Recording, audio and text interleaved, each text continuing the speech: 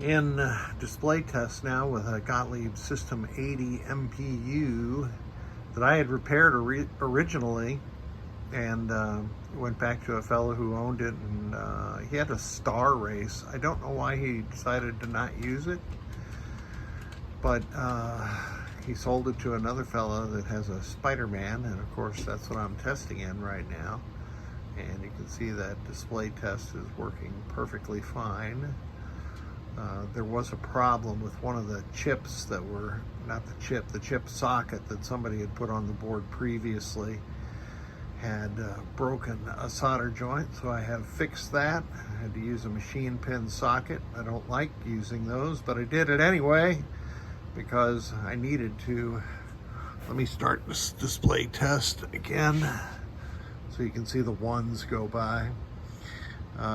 You needed to use a machine pin socket because the trace was fractured and I had to solder on both sides.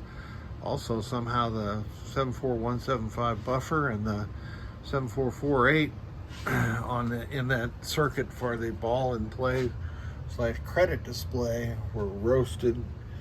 So let me get back to the start of the test, 16. Unfortunately, my furnace is cranked up so you can hear my furnace. Now the coin lockout relay twice, and then it goes into lamp test. We can see all the lamps are operating correctly. I'm going to advance to test 17.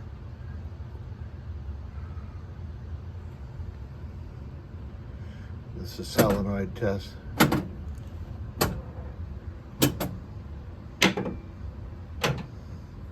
I've heard that about 1,000,000 times, so I know that those were all correct, but here they are one more time.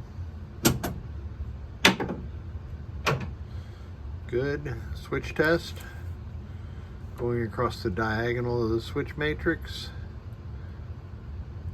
This is where I noticed that the ball and play / credit display was messed up because these switch test things weren't working at all.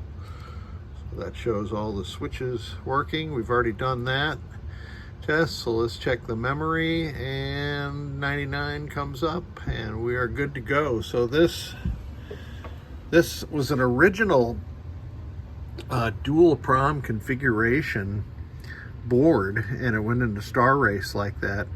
When I had it here before, you can see I had abated some corrosion, and I created a video also.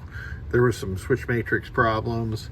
Somebody had done some fiddling around up here in the display section. These are 74175 buffers and 7448 BCD to 7 segment decoders. It was this IC, the 74175, where the socket was not making.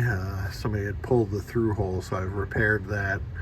Let's see, also, there's no battery backup on this. The stock 5101 is in there. I'm going to put a super cap on here for the client. And I also used one of Andrew's U2, U3 boards and replaced the original U2 and U3. So good to go. Thank you so much for sending it.